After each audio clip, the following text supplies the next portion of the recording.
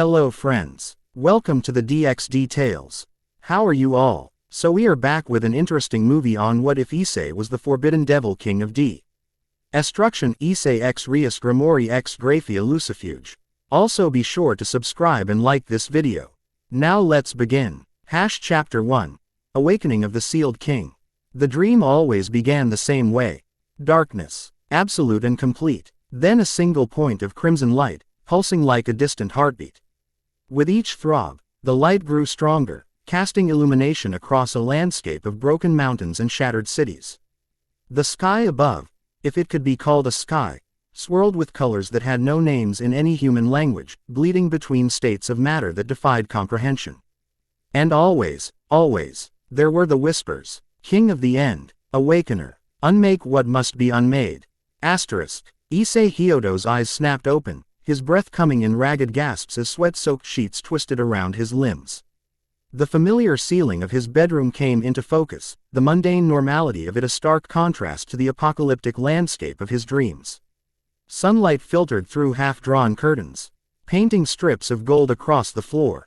Third time this week, he muttered, pushing himself up and running fingers through sweat-dampened hair. The digital clock on his nightstand read 5:17 a.m. Too early to be awake, too late to try falling back asleep. With a resigned sigh, Issei swung his legs over the edge of the bed and made his way to the bathroom, careful not to make noise that might wake his parents. The face that greeted him in the mirror looked haggard, dark circles beneath brown eyes that sometimes, in certain light, seemed to flash with that same crimson from his dreams. It had been getting worse since his conversion, as Rias called it. Since becoming a devil, he splashed cold water on his face, trying to wash away the lingering discomfort. Something felt wrong beneath his skin, as though his body had become a poorly fitting suit. Occasionally, he would catch himself moving with a grace and precision that felt foreign, muscle memory he'd never developed executing flawless movements during training. Get it together, he told his reflection. You're just overthinking things. But even as the words left his mouth, a sharp pain lanced through his chest. Issei doubled over, gripping the edge of the sink as the bathroom lights flickered. For a moment, just a heartbeat, veins of black energy crawled across his forearms, pulsing with that same rhythm from his dreams. Then it was gone, leaving nothing but the memory and a lingering ache behind his sternum.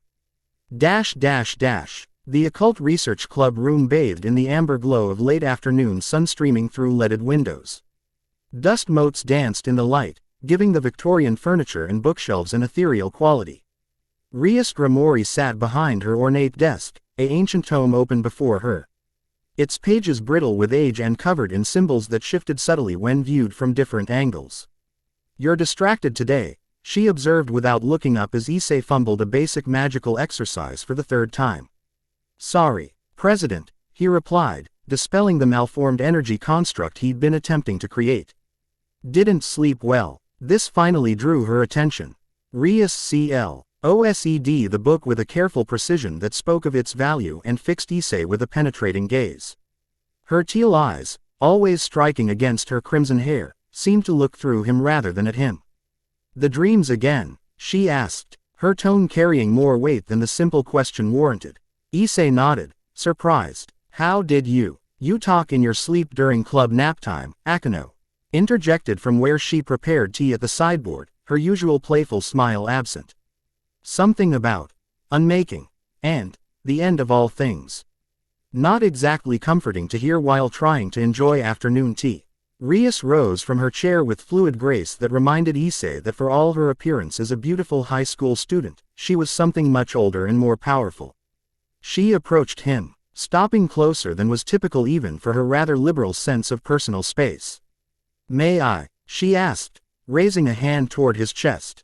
Issei nodded, trying to ignore the proximity of the most beautiful girl in Kuo Academy. Her palm pressed against his chest, directly over his heart, and a circle of crimson magic formed beneath her fingers. The sensation was peculiar, warm yet cold, like peppermint on the tongue. Her brow furrowed. Something's interfering with my diagnostic magic. Is that bad? Kiba asked from where he lounged against a bookshelf, suddenly alert. It's unexpected, Rias replied. the careful neutrality in her voice betraying her concern more than any outburst could have. Issei, when I reincarnated you as a devil, did you experience anything unusual? Anything you might have forgotten to mention? He hesitated. There had been that moment, just as Rias completed the ritual with the evil pieces, when everything had gone silent.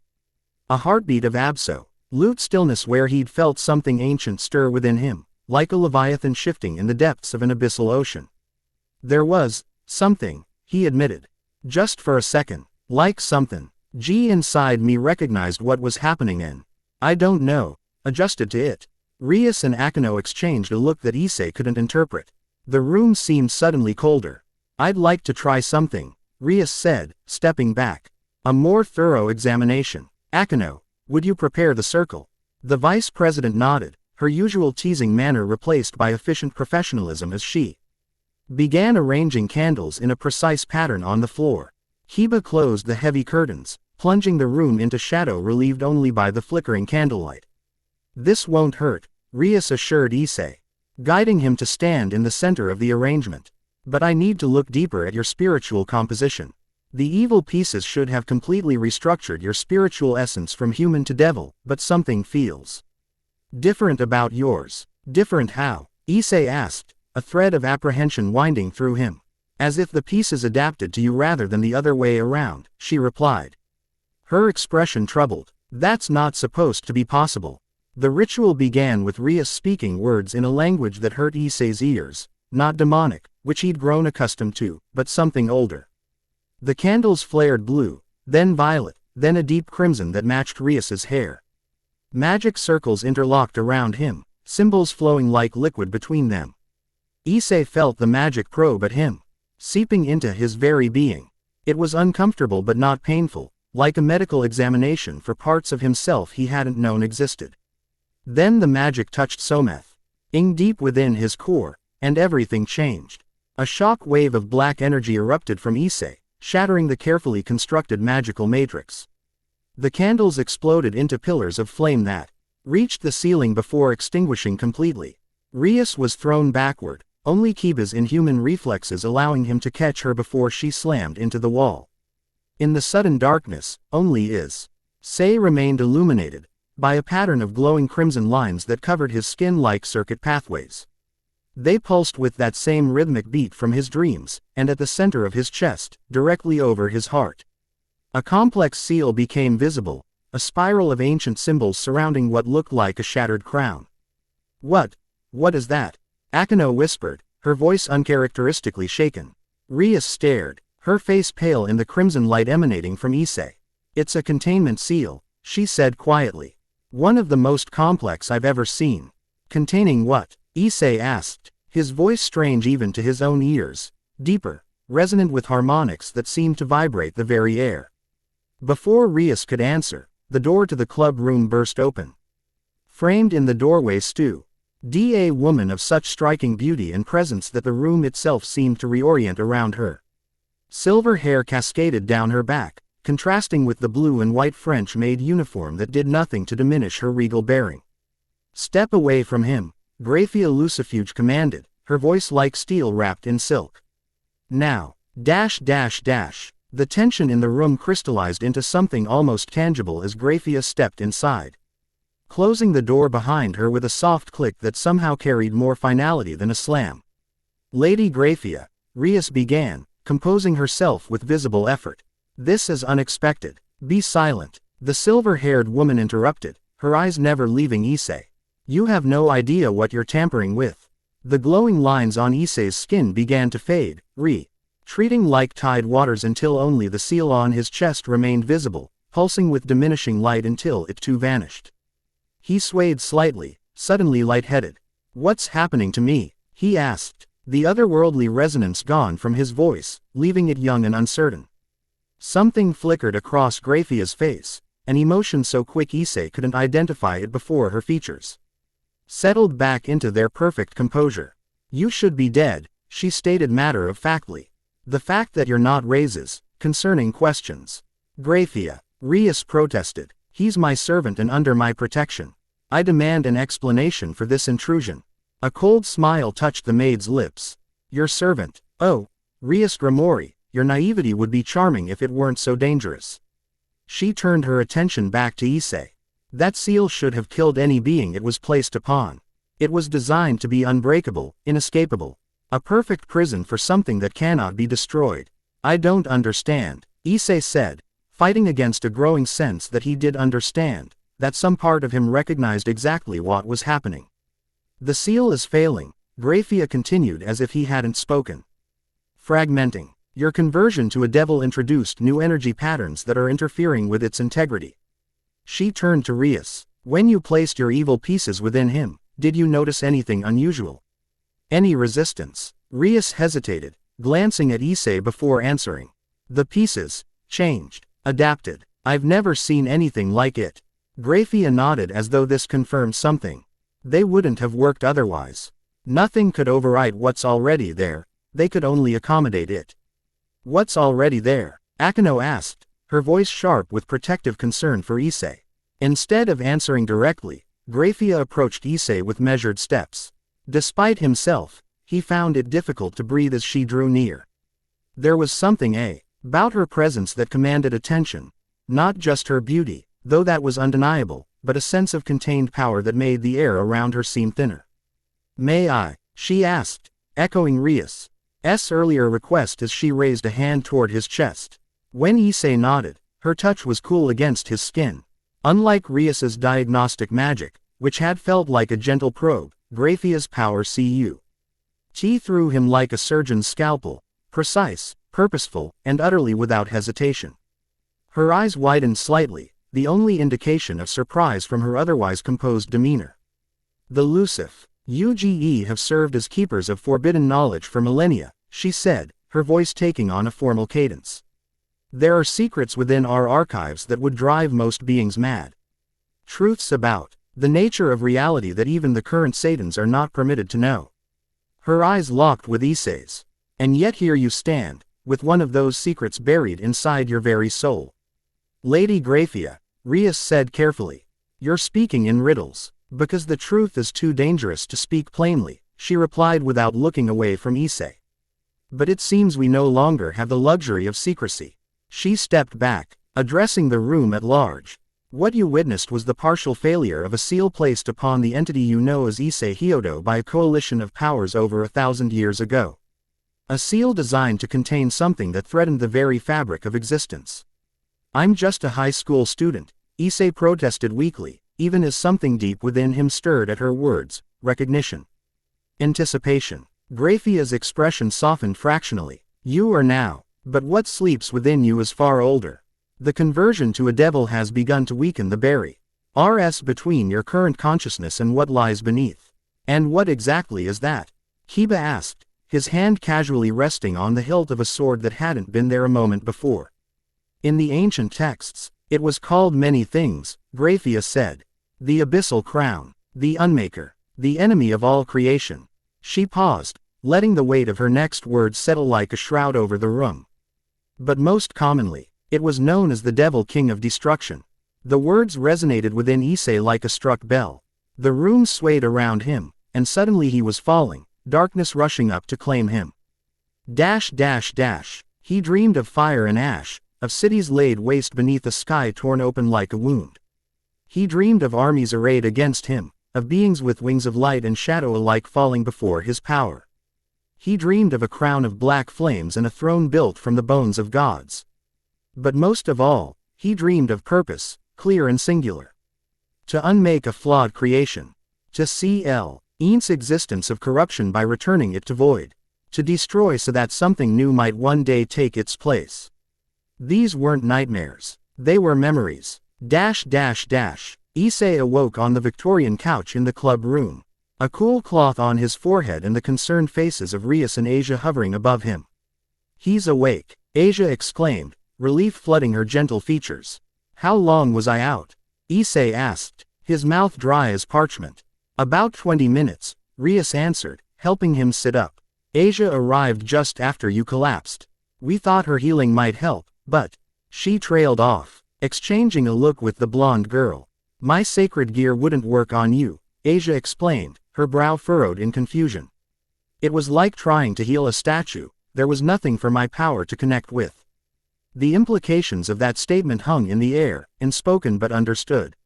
Whatever was happening to Issei went beyond physical or spiritual ailments that conventional healing could address. He looked around the room. Kiba stood by the window, vigilant as always.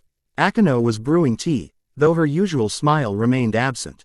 Kaneko sat in a corner, her small frame tense as a coiled spring, watching Issei with unnervingly focused eyes. And Grayfia stood apart from them all, speaking in hushed tones into a small communication circle that hovered at eye level. "Where's the seal now?" Issei asked, pressing a hand to his chest. "I can't feel anything different." "It's still there," Rias said. "But it's changing, adapting, just like the evil pieces did." "What does that mean?" he asked, unable to keep the edge of fear from his voice. Before she could answer, Grayfia concluded her conversation and approached them, her expression grave. "The Council of Seals has been notified," she announced. "They're dispatching representatives immediately." "The Council of what?" Issei asked. "An ancient organization dedicated to maintaining the seals that protect our reality from certain existential threats," Grayfia explained. "They've existed since before the Great War, one of the few groups that all factions agreed was necessary.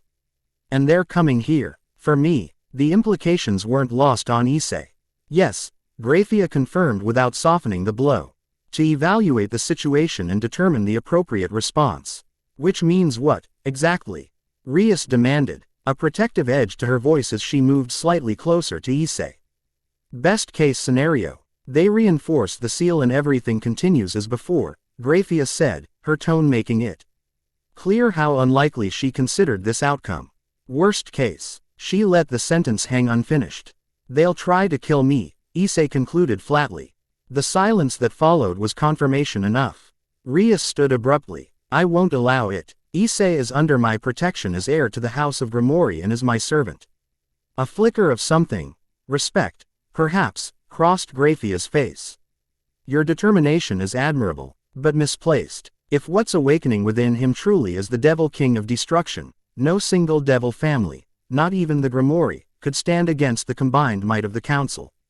"Then we won't be standing alone," Rias countered, a dangerous glint in her eye. "My brother would be the first to sanction Issei's execution if he believed it necessary to protect the underworld," Grayfia interrupted, her voice gentle but implacable.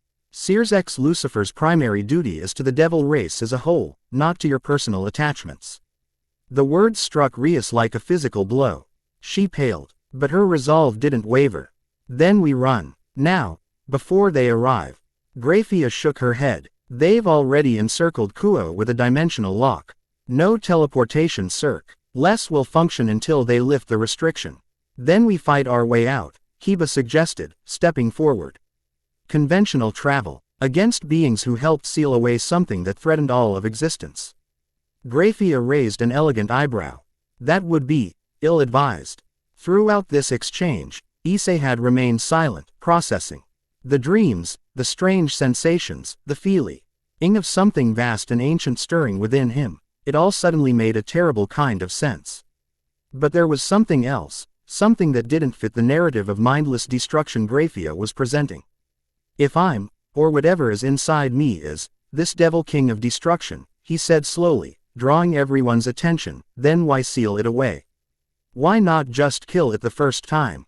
The question hung in the air, unexpectedly penetrating. Grayfia regarded him with new interest. "An excellent question," she acknowledged. "The texts are unclear on this point. Some suggest it couldn't be killed, that its essence was too fundamental to existence itself. Others imply there was disagreement among the sealing coalition about whether it should be destroyed. Why would anyone object to destroying something called the enemy of all creation?" Akano asked skeptically. "Perhaps," Grayfia said carefully, "because destruction itself is necessary for creation to continue. Because without endings, there can be no new beginnings." Her eyes never left Issei's. Or perhaps because not everything written in history is true. The implications of that statement rippled through the room. Before anyone could pursue the thought further, however, a tremor shook the building, subtle at first, then growing in intensity until the windows rattled in their frames and books tumbled from shelves. "They're here," Grayfia stated unnecessarily, moving toward the windows. Outside, the sky above Kuo Academy warped and distorted, reality itself seeming to fold inward. A circle of perfect darkness appeared, expanding until it was large enough for figures to step through, 12 of them, arranged in a perfect circle around the school grounds. Each wore robes of different colors and designs, representing different factions. The pristine white of heaven, the midnight black of fallen angels, the various colors of devil nobility, and others less easily identified. The full council, Grayfia breathed, genuine surprise coloring her voice. They haven't assembled in person since the Great War. As if responding to her words, one of the figures, robed in deep crimson with gold accents, looked directly toward the club room window. Even from this distance, Issei felt the weight of that gaze like a physical pressure. They know exactly where we are, Rias said grimly. Of course they do, Grayfia replied. They're probably the ones who placed the seal originally. The figure in crimson and gold raised a hand, and suddenly all 12 counselors vanished, only to reappear instantly within the club room itself. Arranged in the same circular formation but now with Issei at their center. The space should have been too small to accommodate them, but reality seemed to warp around their presence. The room expanding to fit their needs. Up close, Issei could see that their faces were obscured by their hoods, showing nothing but darkness where features should be. Issei Hyodo, the crimson-robed figure spoke. Its voice neither male nor female but a harmonious blending of tones. Or should we address the one who sleeps within? Issei opened his mouth to respond, but the words that emerged weren't his own. You know I can hear you, he said, his voice once again carrying that otherworldly resonance. After all this time, did you think I wouldn't recognize the architects of my prison? A collective tension passed through the counselors. The crimson figure inclined its head slightly.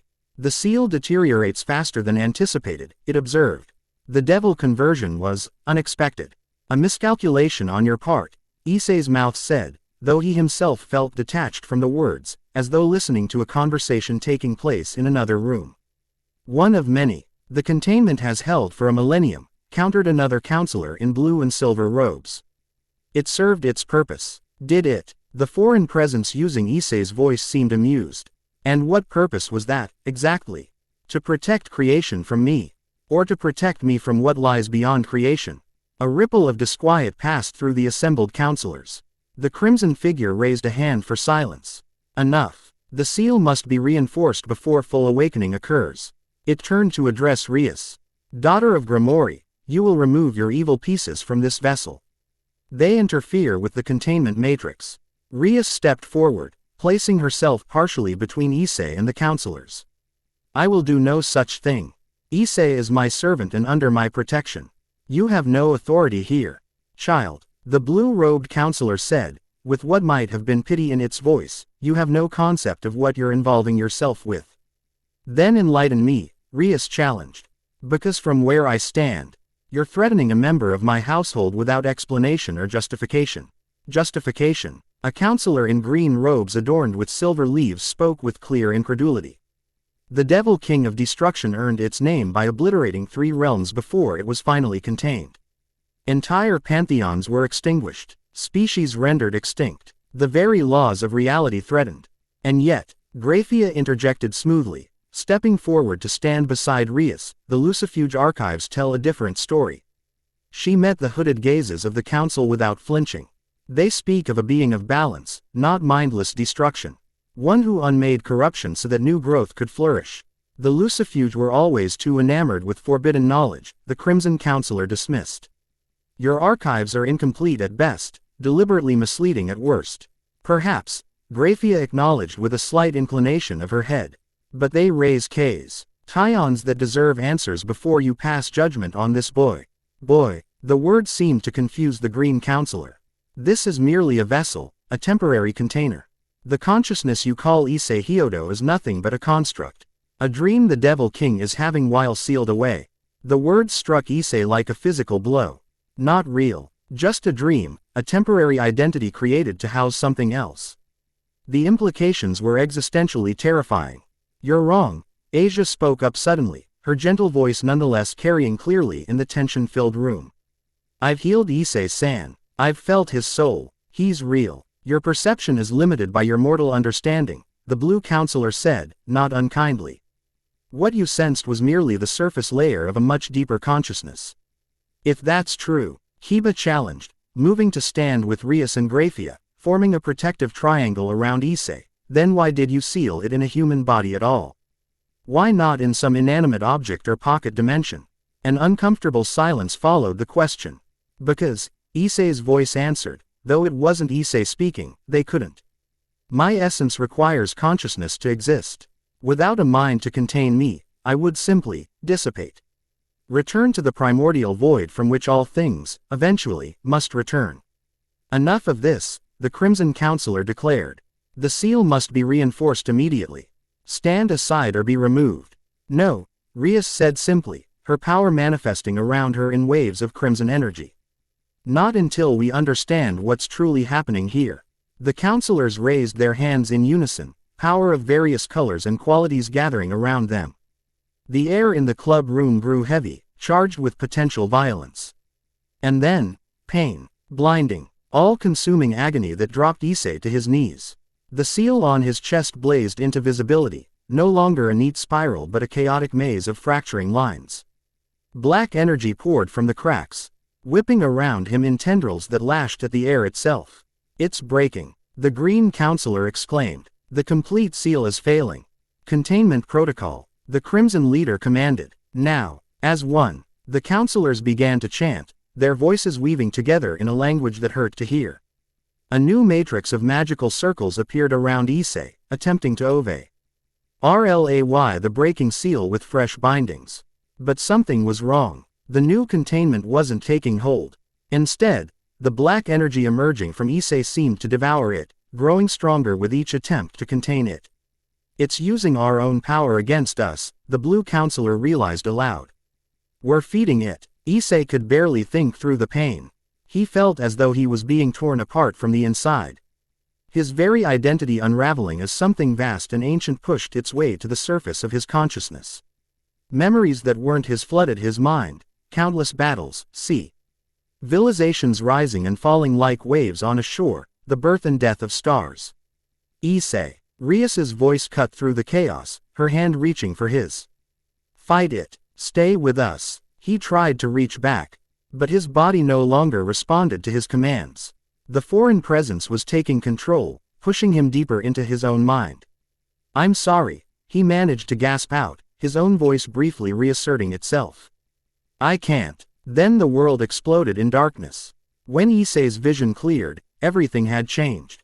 The club room was gone, replaced by an infinite void filled with swirling nebulae and distant stars. He stood, or seemed to stand, concepts like up and down felt meaningless here, on an invisible surface. Before him towered a figure that defied description, constantly shifting between forms while somehow remaining recognizable as a single entity. Hello, Issei Hyodo, it said, its voice the same one that had spoken through him earlier. I've been waiting a very long time to meet you properly.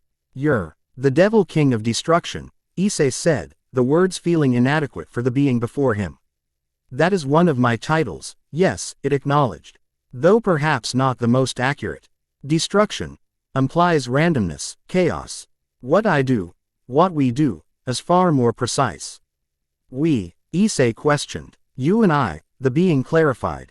We are not as separate as the council would have you believe. Not host and parasite, not vessel and prisoner. We are, iterations, versions. I am what you become when you remember everything you are. I don't understand, Issei said, though a part of him felt the truth in the being's words. You will, it promised. The seal is breaking, not because of outside interference, but because it's time. The cycle continues, as it always has. The being gestured, and the void around them filled with images, past lives, past iterations, each facing different challenges but with the same fundamental purpose. What purpose? Issei asked, voicing the thought aloud. Balance, the being answered simply.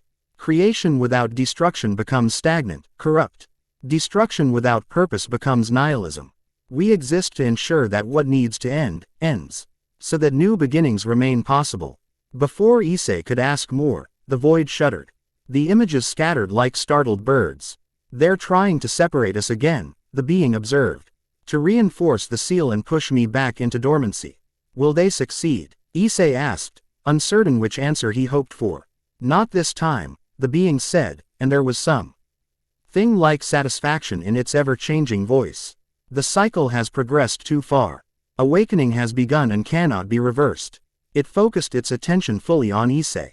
But what happens next depends on you. Me. How? Accept or reject. Embrace or deny. The choice must be yours, freely made. The being extended what might have been a hand. Will you remember who you are? Who we are? Issei hesitated. If I accept, what happens to me? To Issei Hyodo, you remain yourself, but more. Your experiences, your connections, your feelings, they all remain. They are valuable. They are why each cycle begins anew. With fresh eyes to see the world. The being's form seemed to smile. Including your feelings for the crimson-haired devil princess and the silver queen who carries my oldest secrets. The mention of Rias and Grayfia brought Issei's thoughts back to the material world, to the danger they faced from the council. They'll be harmed if I accept this, won't they? He realized. The council will see them as threats. Quote, very likely, the being confirmed. Power such as ours attracts fear, and fear breeds violence. It has always been so. Then I need to protect them, Issei said, resolution forming. I need to be strong enough to keep them safe. The being's form seemed to brighten. And so the cycle continues, as it always has. Different motivations, same outcome. It extended its hand analog again. Your answer, Issei Hyodo. Issei took a deep breath. The choice felt momentous, irreversible. But the need to protect those he cared about outweighed his fear of the unknown. He reached out and took the being's hand. I accept. The void exploded into light. In the material world, only seconds had passed. The counselors continued their containment chant. Magic circles tightening around Issei's kneeling form. Rias, Grayfia, and the others watched in horror as black energy continued to pour from the fracturing seal. Then, abruptly, everything stopped. The black energy retreated, drawing back into Issei's body. The magical circles of the counselors, containment protocol hung in the air, suddenly encountering no resistance. It's working, the blue counselor said cautiously. The seal is accepting reinforcement. Issei's head remained bowed, his body unnaturally still. Something's wrong, Grayfia said quietly, her eyes narrowing. This is too easy. As if in response to her words, Issei slowly raised his head. His eyes, when they opened, blazed with crimson light, not the green of his sacred gear activation, but a deep, primal red. Chi seemed to draw in surrounding light rather than emit it. Your seal served its purpose, he said, his voice once again layered with that otherworldly resonance, but now controlled, focused. 1,000 years of reflection. 1,000 years to understand where I went wrong before. He rose to his feet with a fluid grace that belied human limitations. The counselors, containment circles shattered like glass. Impossible. The Crimson Counselor breathed. The seal cannot be broken from within. Cannot. Issei smiled, the expression both his own and not. Or should not. The distinction matters. He looked down at his hands, flexing them experimentally. This vessel is adequate. Young, but with potential. The sacred gear is an unexpected advantage. What have you done with Issei? Rias demanded, power gathering around her fists. The being wearing Issei's form turned to her, its expression softening. I am Issei, it said. And I am the Devil King of Destruction. We are not separate entities, but aspects of the same consciousness. Lies, the Green Counselor hissed. The Devil King is incapable of coexistence. It consumes its hosts completely. Is that what your records claim? Issei asked, genuine curiosity in his tone. Interesting how history becomes distorted to serve the narrative of those who write it. He turned to Grayfia. The Lucifuge archives would tell a different story, wouldn't they? Silver Queen. Grayfia's composure faltered for the first time. That title, it hasn't been used in millennia. Not since you served as my advisor in the last cycle, Issei confirmed. Though you wouldn't remember that consciously. The Lucifuge bloodline carries memories in ways even they don't fully understand. Enough. The Crimson Counselor thundered. The Devil King must be contained. All of you, full suppression protocol. The counselors raised their hands in unison, power gathering around them in devastating concentration. Rias and her peerage moved to stand with Issei, preparing to fight despite the hopeless odds. "Stay behind me," Issei told them, stepping forward. "This won't take long." The counselors released their combined attack, a wave of purifying energy designed to eradicate anything in its path. Issei raised a single hand, and the world seemed to hold its breath. When the energy wave struck his palm, it simply vanished. Not deflected, not absorbed, but unmade. As if it had never existed at all. "Destruction isn't about violence," Issei explained conversationally, lowering his hand. "It's about unmaking what is flawed to make room for something better." He took a step toward the counselors, who collectively took a step back. "Your understanding of what I am is flawed. Your approach is flawed. Your very existence is a secretive council manipulating reality from the shadows is flawed. You would destroy us," the blue counselor accused. "Just as you destroyed so many before." "No," Issei shook his head. "That would be inefficient and unnecessary. I simply want you to understand that the old cycle has ended. A new one begins." He glanced back at Rias, something entirely human flickering in his expression. One with different priorities than before. The Crimson Counselor seemed to study him for a long moment. "You truly believe you are still Issei Hyodo?" "I am Issei Hyodo," he corrected. "With memories and power I didn't have before.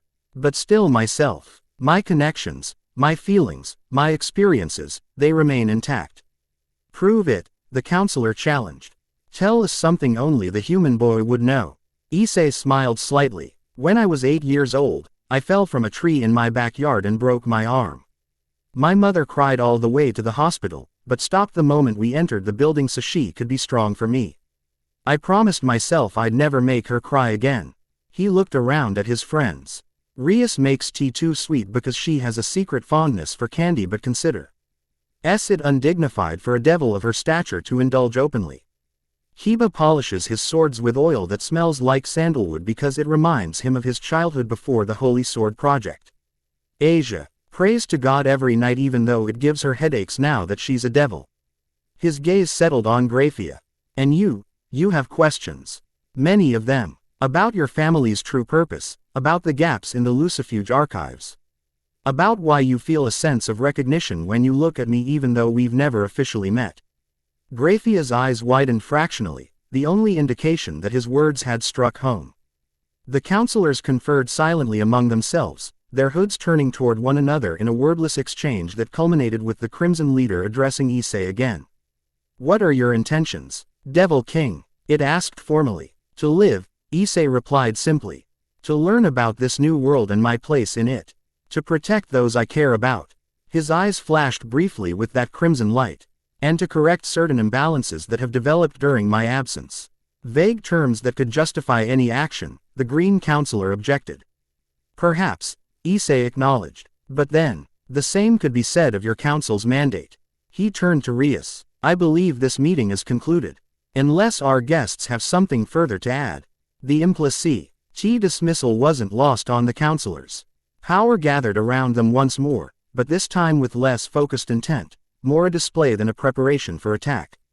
"This isn't over," the Crimson Counselor warned.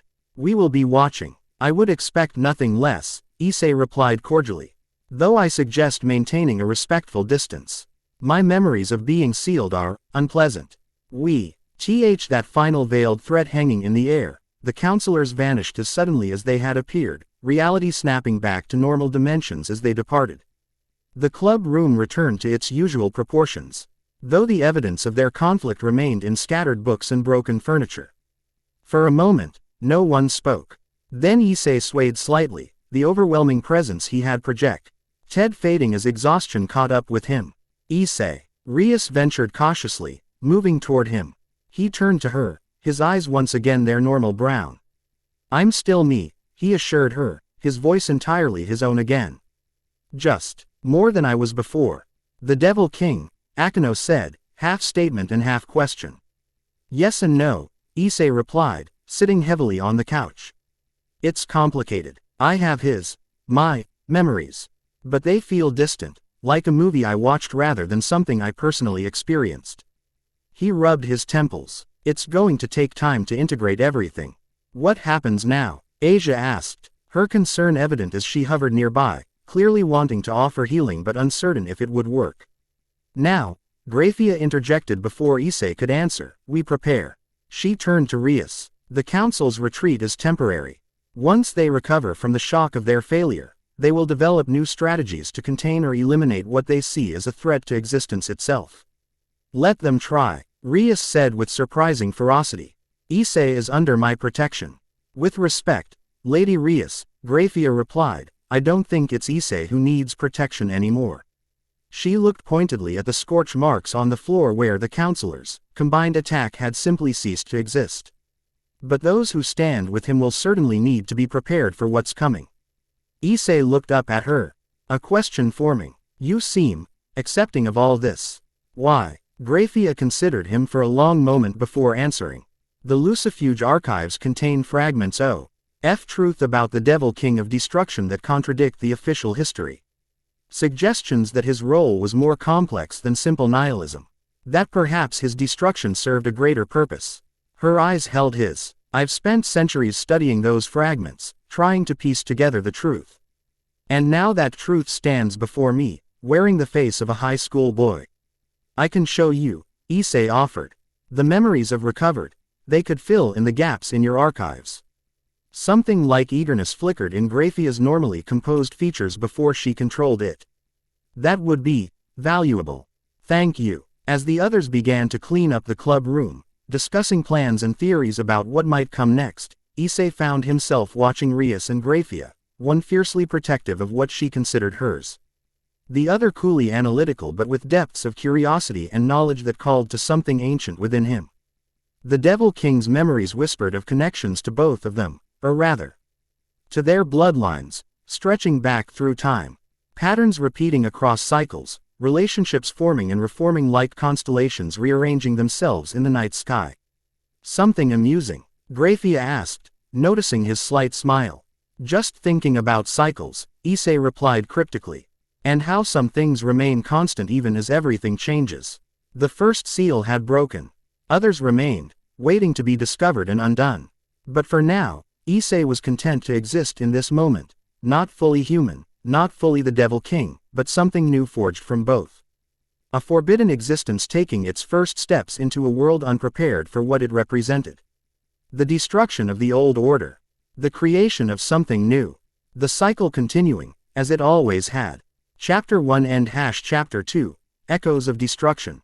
Morning light spilled through parted curtains, painting golden streaks across Issei's bedroom floor. He sat cross-legged on his bed, eyes closed, breath measured.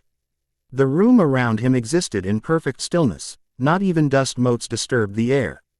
An observer might have mistaken him for sleeping, if not for the occasional crimson glow that pulsed beneath his eyelids. Within his mind, Issei navigated a labyrinth of broken memories. Ancient cities with impossible architecture sprawled beneath skies of molten gold. Beings, with too many wings and not enough faces bowed before a throne of obsidian. Armies clashed with weapons that tore holes in reality itself. And through it all, a singular purpose that remained tingly out of reach, like a word on the tip of his tongue, essential yet elusive. He reached for a particularly vibrant memory, a vast chamber where representatives of a dozen pantheons argued in language. Ages long extinct, only for it to crumble like ancient parchment at his touch. "Not ready yet," a voice that was both his and not his whispered in his mind. "Some memories would break you if absorbed too quickly." Issei opened his eyes with a frustrated sigh, the supernatural stillness around him dissolving. His alarm clock showed 5:37 a.m., the third consecutive day he'd awakened before dawn, driven by restlessness that sleep couldn't cure. "This is getting ridiculous," he muttered, running fingers through sweat-damp hair.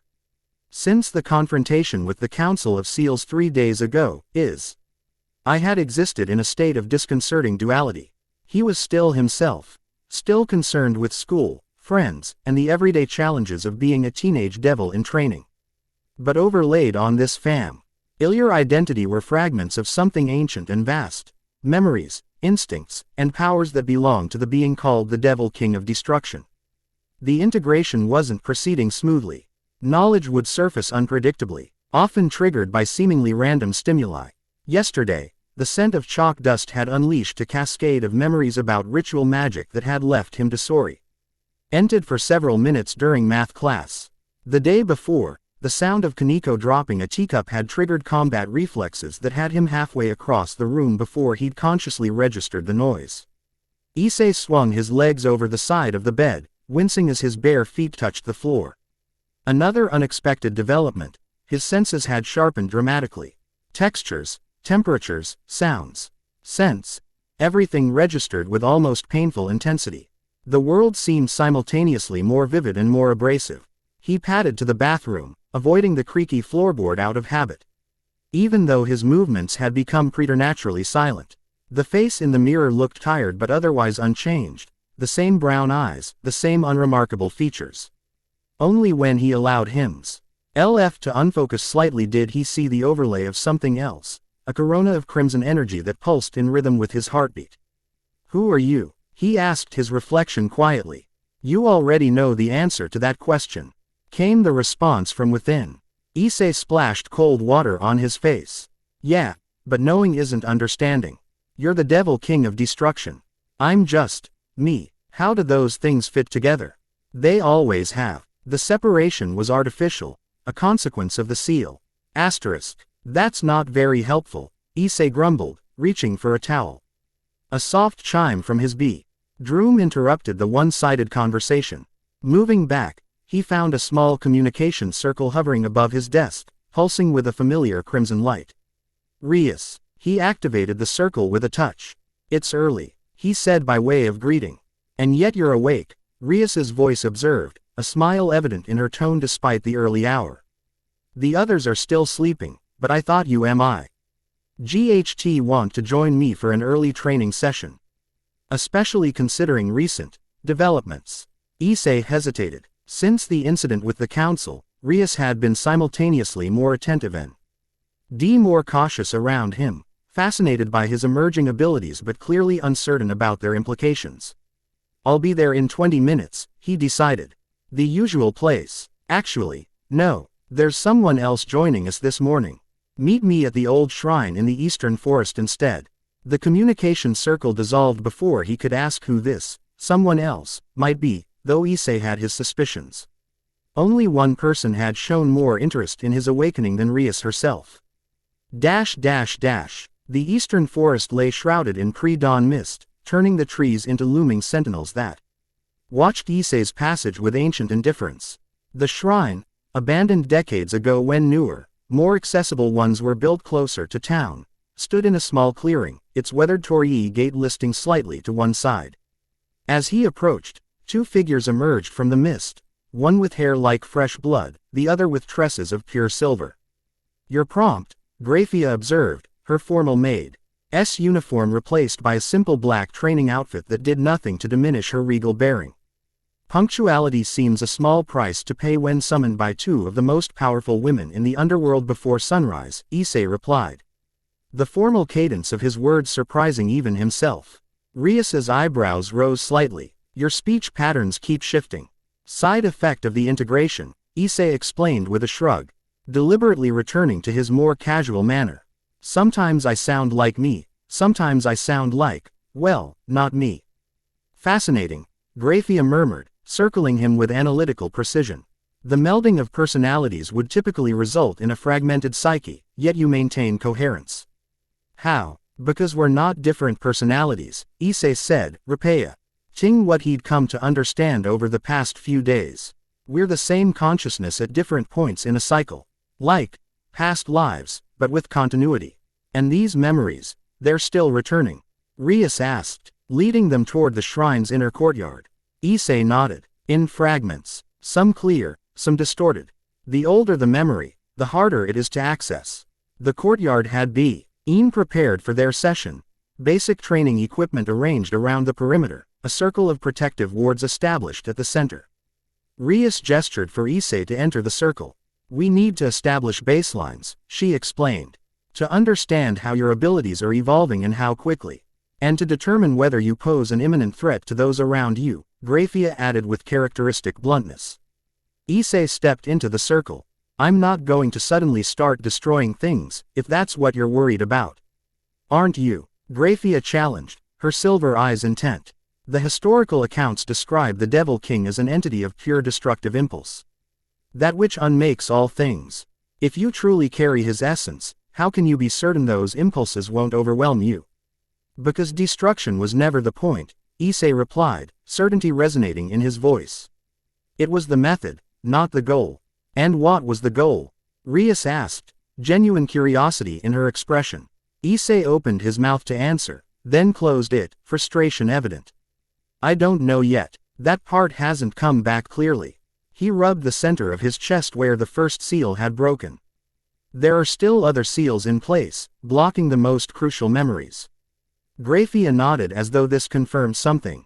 The Lucifuge archives mention a sevenfold sealing, each barrier containing different aspects of the Devil King's power and knowledge.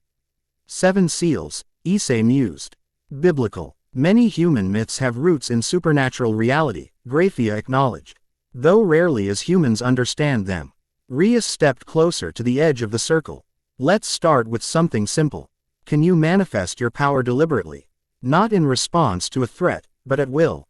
Issei took a deep breath and nodded. He closed his eyes, searching within himself for the wellspring of energy he'd touched during the confrontation with the council. It responded immediately, almost eagerly, rising to his call like a loyal pet. When he opened his eyes, both women had taken involuntary steps backward. Issei glanced down at himself and understood why. His body was lined in wavering black energy that seemed to devour the light around it.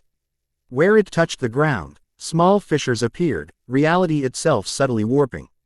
The protective circle glowed in response, containing the effect from spreading further. How does it feel? Grayfia asked, her voice carefully neutral. Natural, Issei answered truthfully. Like flexing a muscle I've always had but never used. He raised a hand, watching the energy coalesce around his fingers. It wants to be directed. To have purpose. Try something specific, Rias suggested, gesturing to a training dummy at the edge of the circle. Can you target just that object? Issei focused on the dummy, extending his awareness toward it. The black energy responded, stretching like a tendril toward the target. When it made contact, the dummy didn't burn or explode, it simply ceased to exist, unraveling from the point of contact outward until nothing remained, not even dust. Unmade, Grayfia observed quietly. Not destroyed in the conventional sense. Fundamental deconstruction at the metaphysical level.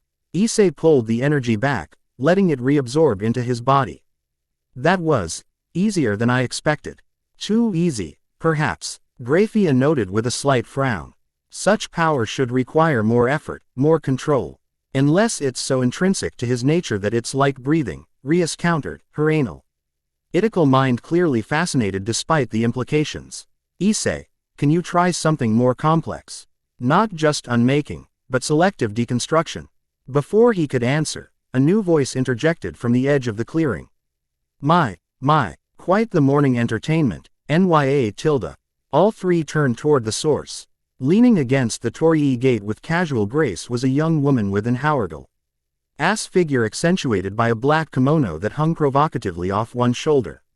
Her most striking features, however, were the black cat ears perched atop her head and the 2 tails that swayed lazily behind her. Kuroka, Grayfia identified, her posture shifting subtly to a more defensive stance. You're far from your usual territory. The Nekomata pushed away from the gate, sauntering toward them with predatory elegance. News travels fast in certain circles. The forbidden Devil King awakens, sealed in the body of a devil pawn. Her golden eyes fixed on Issei with unabashed interest. Could I resist investigating such a delicious rumor? She's a stray devil, Rias explained to Issei, power gathering around her hands. Wanted for killing her master and fleeing justice. Such a simplistic version of events. Kuroka pouted, stopping just outside the training circle. I prefer to think of myself as a knowledge seeker who refuses to be bound by outdated conventions. Her gaze returned to Issei, more serious now, including conventions about what powers should remain sealed and which should be explored.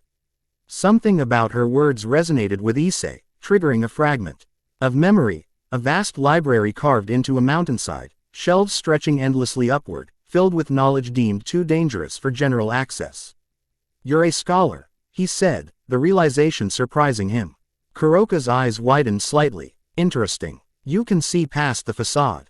She performed an elegant, if slightly mocking, bow.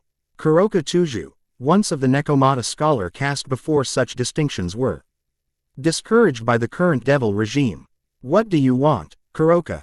Rias demanded, clearly uncomfortable with the stray devil's proximity to Issei. The same thing your silver-haired companion wants. Kuroka replied with a knowing smile. Access to knowledge long buried. The Devil King of Destruction wasn't just a force of mindless havoc, he was a repository of wisdom that predated the Great War.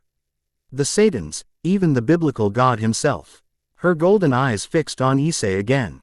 Knowledge that now sleeps within this delectable young man. If you think we'll simply allow you to, Rias began. But Issei raised a hand, interrupting her. She's right, he said quietly. About the knowledge, at least. I can feel it. Libraries worth of information locked behind the remaining seals. He studied Kuroka with new interest. But why do you care? What are you looking for specifically? The Nekomata's playful demeanor shifted, revealing something more serious beneath. Survival, she answered simply. The yokai races dwindle with each passing century.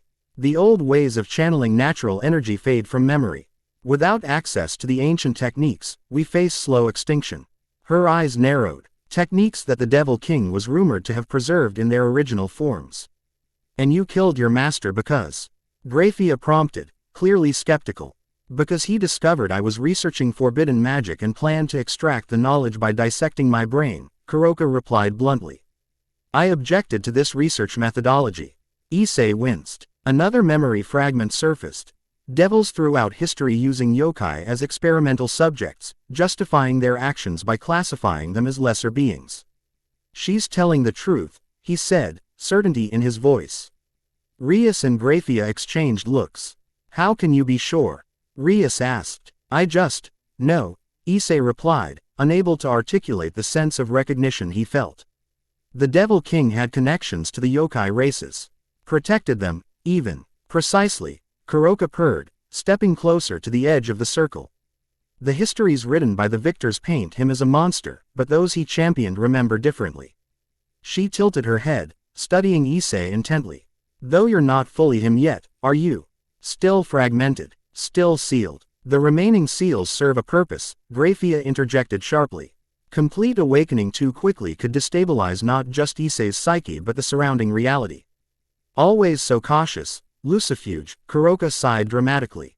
Always serving systems rather than truth. She returned her attention to Issei. When you're ready to explore what you truly are without artificial limitations, come find me. I can help accelerate the integration process. She turned to leave, then paused, glancing back with a mischievous smile. And I promise to make the experience thoroughly enjoyable, Nya. With that parting comment, she seemed to melt into the morning shadows. Her presence vanishing as completely as if she'd never been there. Well, Rias said after a moment of loaded silence, that was unexpected. Was it? Grayfia countered. News of Issei's nature is spreading. She won't be the last to seek him out. For knowledge, for power, or for more sinister purposes. Issei stepped out of the training circle, the black energy fully reabsorbed. She wasn't wrong about the yokai. I have fragments of memories about their decline. About promises made to protect them. Promises made by a being that existed a millennium ago, Grayfia reminded him. Your current life has formed different bonds, different obligations. Have I? Issei challenged quietly. Or am I just remembering who I've always been? He shook his head. This would be easier if the memories would return in order, with context, instead of these random fragments.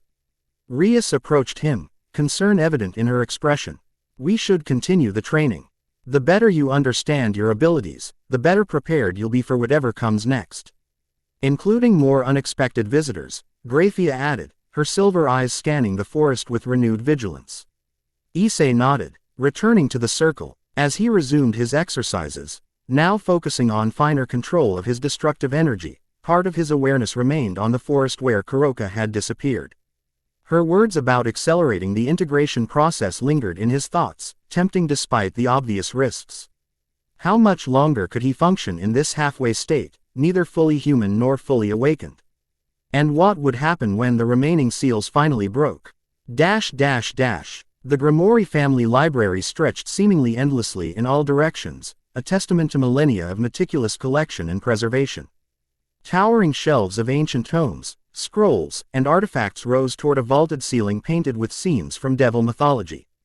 The air smelled of parchment, ink, and the subtle tang of preservation magic. Rias moved purposefully through the labyrinthine stacks, trailing fingers along leather-bound spines as she navigated by memory.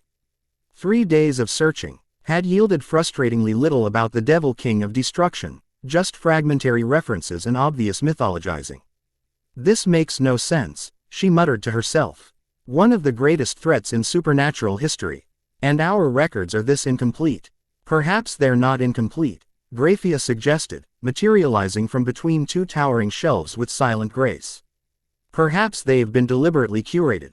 Rias startled slightly before composing herself. I didn't realize you'd followed me to the underworld. I go where knowledge needs protection, Grayfia replied cryptically. She gestured to the books Rias had accumulated on a nearby reading table. Finding anything useful, nothing substantial, contradictory accounts, obvious propaganda, mythological references that can't possibly be literal. Rias brushed a strand of crimson hair from her face in frustration. It's as if someone systematically removed or altered all significant information about the Devil King. Someone did, Grayfia confirmed, pulling a slender volume bound in midnight blue leather from within her jacket. The Council of Seals enacted a knowledge purge after the original sealing. Any text containing accurate information about the Devil King's nature, powers, or purpose was either destroyed or sealed in restricted archives. Rias's eyes narrowed. And you know this how? The Lucifuge have served as the underworld's archivists since before recorded history, Grayfia reminded her. We were tasked with executing the purge. And did you destroy everything? A ghost of a smile touched Grayfia's lips. The Lucifuge understand that knowledge, even dangerous knowledge, should never be completely eradicated. We preserved certain texts. Against orders. She held out the blue volume. Rias accepted it carefully, feeling the subtle vibration of containment magic within its binding. What is this? A journal, Grayfia explained. Written by my ancestor, Grayfia Lucifuge, who served as advisor to the Devil King before his sealing. Rias's eyes widened. This would be priceless historical evidence. And highly forbidden, Grayfia added. If the council knew it existed, they would destroy it immediately, and likely punish the Lucifuge for preserving it. Then why show it to me now? Grayfia's expression grew solemn. Because Issei deserves to know the truth about who he is. And because I believe you care for him enough to help him navigate that truth, rather than fear it. Rias felt a flush rise to her cheeks at the implication, but didn't deny it. I've always believed in him, she said instead. Even before this. I know, Grayfia acknowledged with a slight nod. It's why I came to you first, rather than taking this directly to him.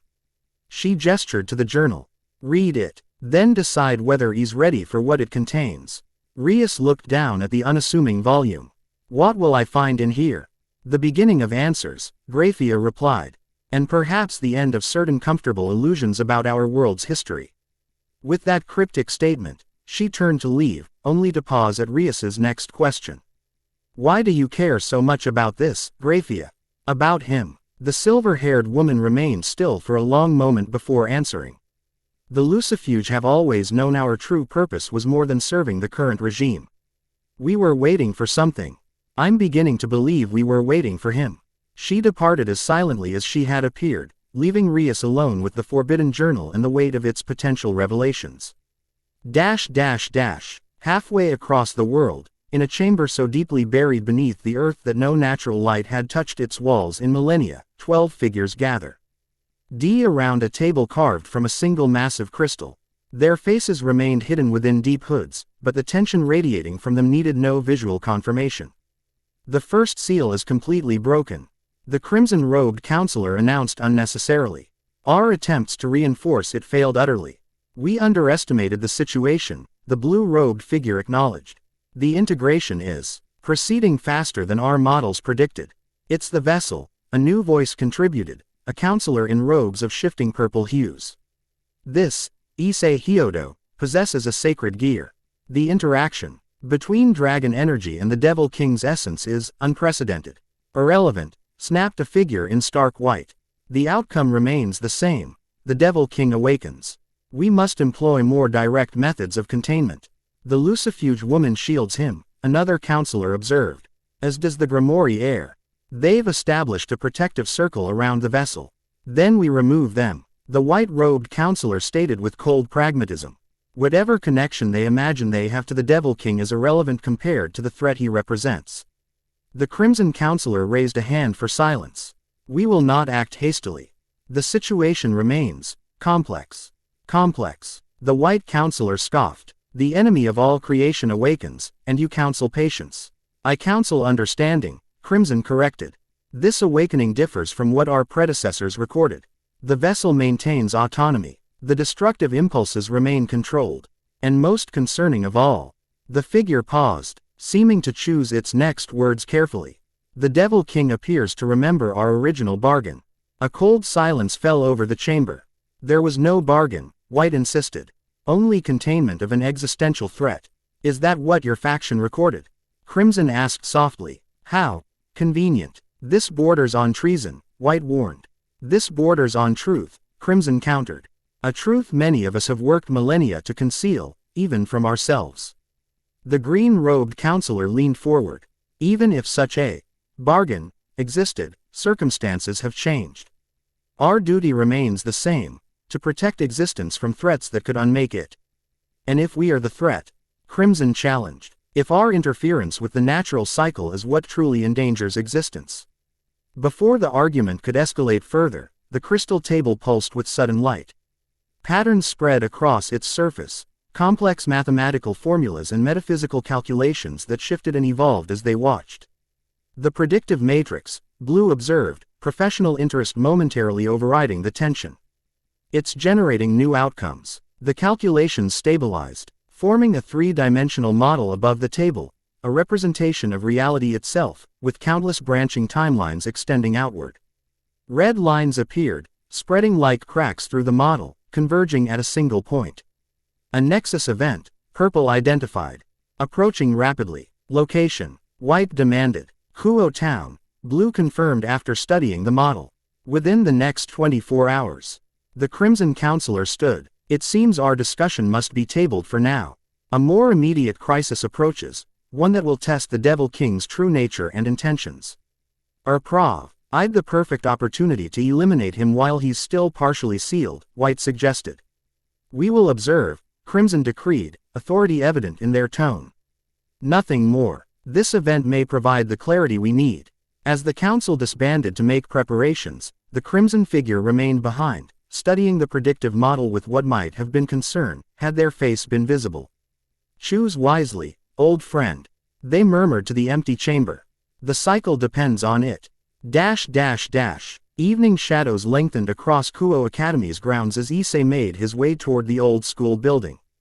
The day had passed in a blur of classes he couldn't focus on and conversations that seemed increasingly trivial compared to the ancient memories unfolding in his mind.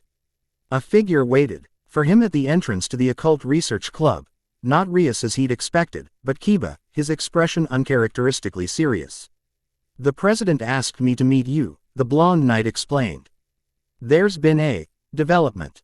Issei followed him inside, immediately sensing the tension in the air. Rias sat behind her desk, unreadable documents spread before her. Akino stood by the window, watching the darkening sky with unusual intensity. Kaneko perched on the arm of a sofa, her small form tense with alertness. What's happened? Issei asked, closing the door behind him. Rias looked up, her teal eyes troubled. We've received reports of unusual activity at the abandoned factory district. Energy signatures that don't match any known supernatural faction. And this concerns us because they appeared immediately after I began researching the Devil King, Rias replied, holding up a small blue book that radiated ancient magic. This journal contains information that's been deliberately suppressed for centuries. Within hours of my opening it, these anomalies began. Correlation doesn't imply causation, Akino observed, though her tone suggested she didn't believe the timing was coincidental. There's more, Rias continued. The energy signatures are familiar to me somehow. Not something I've encountered before, but something I feel I should recognize. A chill ran down Issei's spine as another memory fragment clicked into place. The Void Arbiters, he said, the name emerging from depths he hadn't yet consciously accessed. Everyone turned to stare at him. The what? Kiba asked, hand instinctively moving toward the hilt of a sword that wasn't physically present. Entities from outside. Issei struggled to articulate concepts that existed at the edge of his reclaimed memories. Not angels, not devils, not gods. Something else. They believe all creation is a mistake that must be corrected by returning everything to void. And you know this how? Akeno asked carefully. Issei pressed a hand to his temple, where pressure was building as more fragments aligned. They were the reason, he murmured. The reason for the destruction. They were infiltrating reality, corrupting it from within. I was trying to excise the corruption before it spread, but... He winced as pain lanced through his skull. The memory isn't complete. Something's still blocked. Rias rose from her desk, coming around to place a hand on his shoulder. Don't force it. The seals are breaking in sequence for a reason. But if these Void Arbiters are here now, Kaneko spoke up. Her quiet voice carrying in the tense room, then we need to know what they're capable of. Agreed, Rias said with a nod. Which is why we're going to investigate, carefully. I should go alone, Issei protested. If they're here because of me. No, Rias interrupted firmly. We face this together, as a team. The determined set of her jaw brooked no argument, but is. I noticed something else in her expression, a new respect, perhaps even deference, that hadn't been there before. Whatever she'd read in that journal had changed something fundamental in how she viewed him. What did you find in that book? He asked quietly. Rias hesitated, glancing at the others before responding. Context, she finally said. About who you were, about why the destruction happened. Her voice lowered so that only he could hear her next words. And about us. Before Issei could press for clarification, Akeno called out from the window. Something's happening. They rushed to join her. In the distance, beyond the town's boundaries, a column of darkness rose against the twilight sky, not smoke, but something that seemed to devour light itself. The factory district, Kiba confirmed grimly. Prepare for combat, Rias ordered, her devil wings manifesting with a whisper of displaced air. Whatever these entities are, we can't allow them to threaten our territory. As the others readied themselves, Issei felt something stir within him, a recognition that transcended his conscious memories. The Void Arbiters had returned after a millennium, and some part of him had been waiting for this moment. The second seal within his soul pulsed, hairline fractures spreading across its metaphysical surface. It was time. The abandoned factory district existed in that Minal space common to all modern cities, neither fully urban nor reclaimed by nature, suspended in a state of decay that seemed to exist outside normal time. Broken windows reflected the rising moon like jagged teeth. Rusted metal groaned in the evening breeze. Rias led her peerage through the air, wings extended as they circled the disturbance from a cautious distance. The column of darkness had stabilized, forming a perfect cylinder that extended from the central courtyard of the largest factory complex upward until it vanished into the night sky. What am I looking at? Rias asked, glancing toward Issei who flew beside her. A breach, he replied, his voice taking on that layered quality that indicated the Devil King's memories were active. They're creating a direct conduit between our reality and the void beyond. For what purpose? Akeno asked, lightning crackling around her fingertips in preparation. To begin unmaking this world, Issei said grimly. They believe all matter, IAL existence is a flaw in the cosmic order, a mistake that must be corrected by returning everything to primal nothingness. Kiba frowned. That sounds uncomfortably similar to what the council accused you of. Ironic, isn't it? Issei's mouth curved in a humorless smile. The very thing they feared I would do is exactly what I was created to prevent. Created, Rias echoed, her expression suggesting this aligned with something she'd read in the journal. Before Issei could elaborate, movement caught their attention. Figures emerged from the column of darkness, humanoid in general shape, but wrong in their proportions. Limbs too long, joints that bent in impossible directions, faces smooth and featureless except for vertical slits where eyes should be. Void constructs, Issei identified. Manufactured entities, not alive in any conventional sense. Advanced scouts to prepare for the arbiters themselves. How do we fight them? Kaneko asked, her small fists clenched in preparation. Conventional attacks won't be effective, Issei warned. They don't exist fully in our reality, physical damage will be minimal. Then what do you suggest? Rias asked, authority in her voice but with a new undertone of deference to his experience. Issei studied the constructs as they began methodically moving through the factory complex, touching walls, machinery, even the ground itself. Wherever they touched, matter darkened and began to dissolve. They're destabilizing the material composition, he observed, creating weak points for the breach to expand. He turned to Rias. We need to close the breach first. Then deal with the constructs. And how exactly do we close an interdimensional breach? Akeno asked, skepticism evident. Issei held up his hand, where black energy now gathered naturally, responding to his will without conscious effort, with the opposite of what they're doing. They unmake by removing the binding energy that holds matter together. I can reinforce though, say bonds temporarily, long enough to collapse the breach from within. That sounds dangerously close to a suicide mission, Rias objected. Not if we work together, Issei countered. I'll need you to keep the constructs occupied while I approach the breach. Then Akeno creates a lightning barrier to contain the backlash when it collapses. Hiba and Kaneko provide perimeter security to ensure nothing interferes. The tactical precision of the plan surprised even Issei himself, another aspect of the Devil King emerging, the battlefield strategist who had commanded armies against cosmic threats. Rias studied him for a long moment before nodding. Very well, we proceed as you've outlined. She turned to the others. You heard him. Positions. They descended toward the factory complex, separating to execute their assigned roles. Rias unleashed her power of destruction, a crimson energy that, Issei now realized, bore certain similarities to his own abilities, directly at the nearest constructs. They reacted immediately, their featureless heads turning in unison toward the attack. As Issei had predicted, the destructive energy passed partially through them, causing damage but not destroying them completely. Their forms rippled like disturbed water before reconstituting. Aim for the centers of their bodies. Issei called out. That's where their binding matrices are located. Aiken. O adjusted her lightning strikes accordingly, targeting the torsos of the constructs with precision. This proved more effective. The electricity seemed to short-circuit something within them, causing Everil to collapse into puddles of oily darkness that quickly evaporated. With the constructs distracted, Issei approached the central breach. Up close, it was even more disturbing, a perfect absence. Not merely darkness but the negation of light itself. The air around it felt wrong, reality straining against the intrusion.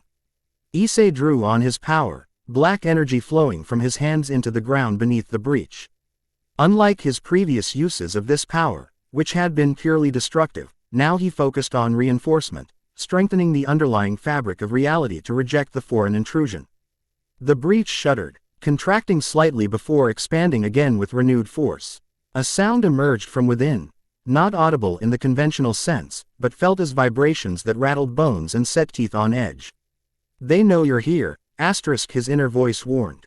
They recognize what you are. Good, Issei muttered. Then they know what happens next. He increased the flow of energy, shaping it into a complex lattice that encircled the breach. Black lines of power interwove with the fundamental structure of reality itself, creating a counter-pressure against the void. The breach began to contract, the column of darkness narrowing. The constructs reacted immediately, abandoning their battle with Rias and the others to rush toward Issei, sensing the threat to their mission. Hold them back, Issei shouted, unable to divide his concentration while maintaining the containment lattice. Rias and Akeno moved as one, combining their powers to create a barrier of crimson lightning that intercepted the charging constructs. Hiba materialized multiple swords, each imbued with different elemental properties, testing which would be most effective against the strange entities. Kaneko, finding her physical strength less useful against the partially immaterial foes, resorted to tearing pieces from the surrounding factory equipment and hurling them with pinpoint accuracy to disrupt the constructs. Advance. The breach continued to contract, but resistance was building. Something was pushing back against Issei's efforts, a consciousness vast and alien, regarding him with Cold recognition across dimensional barriers. Destroyer. A voice like the death of stars whispered in his mind. You persist. How? Disappointing. You're the disappointment, Issei replied through gritted teeth. 1,000,000,000 years, and you still haven't accepted that existence has chosen its path. Existence does not choose. It merely is, a cosmic accident that must be corrected. That's where you're wrong, Issei countered, drawing deeper on his power. The second seal within him cracked further, releasing a surge of energy and memory. Existence chose, creation chose, and it chose to continue. The breach convulsed violently, the column of darkness twisting like a wounded snake. The constructs fighting Rias and the others suddenly froze, then began to dissolve from the feet upward, their sustaining connection severed. This changes nothing, the voice insisted, fading as the breach collapsed in on itself. We are patience incarnate. We will return when you are dust once more. And I'll be waiting, Issei promised, again and again, as many times as necessary. With a final surge of power, he closed his fist, completing the containment lattice. The breach imploded with a soundless concussion that knocked everyone off their feet. A shockwave of displaced air radiated outward, shattering the few remaining windows in the complex. Then, silence. The column of darkness was gone, leaving only scorched earth where it had touched the ground. The constructs had vanished completely. Issei remained standing at the center of the blast radius, unharmed but changed. Blah. CK energy continued to flow around him in controlled currents, responding to his will with practiced ease. His eyes glowed crimson, no longer the brief flashes of before but a steady illumination. Rias approached cautiously, her expression a complex mixture of awe and concern. Issei. He turned to her, and his face softened. I'm still here, he assured her, the glow in his eyes dimming somewhat. Just more complete than before. The second seal, she guessed. He nodded, pressing a hand to his chest. Broken during the confrontation. The Void Arbiters were the key, their presence triggered memories that shattered the containment. What memories? Akeno asked, joining them with Kiba and Kaneko close behind. The reason, Issei said simply. The reason for the destruction that made them seal me away. He looked up at the night sky, seeing beyond the visible stars to the vast cosmos beyond. The Void Arbiters have tried to unmake existence since the beginning. They believe Qian itself is a cosmic error that must be corrected. In each cycle, they find new ways to infiltrate reality, to corrupt it from within. And you were created to stop them, Rias concluded, echoing his earlier statement. Not created, Issei corrected gently, evolved, chosen. When existence itself recognized the threat, it developed an immune response, a counteragent specifically designed to exercise corruption without destroying the whole. You, Kiba identified. Issei nodded. The Devil King of Destruction. A surgical instrument, not a mindless weapon. His expression darkened. But something went wrong in the last cycle. The corruption had spread too far, become too entrenched. The excision had to be extensive. 3 realms, Kaneko recalled softly. The council said you destroyed 3 realms. Because they were beyond saving, Issei confirmed grimly. Completely corrupted by void influence. If they had remained, the infection would have spread to all of existence. Rias stepped closer, placing a hand on his arm. The journal mentions this. It says the coalition that sealed you was divided. Some believed your actions were necessary, others feared your power without understanding its purpose. And so they compromised, Issei concluded bitterly. Sealed me away instead of destroying me, but ensured I would forget my purpose when I eventually returned. He shook his head. A millennium wasted while the Void Arbiters regrouped and planned their next incursion. Not wasted, Rias countered. You've evolved in new ways. Formed new connections. Her hand tightened on his arm. Perhaps that was part of the design as well. Before Issei could respond, the air several meters away shimmered, forming into a familiar magic circle. Grayfia stepped through, her expression shifting from professional composure to visible surprise as she assessed the aftermath of the battle and Issei's transformed appearance.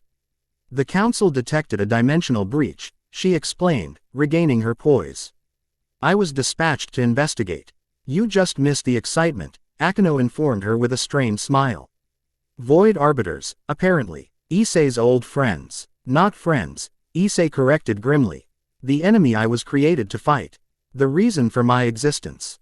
Grayfia's silver eyes widened fractionally. The second seal, she realized. It's broken. Issei nodded. The Arbiter's presence triggered it.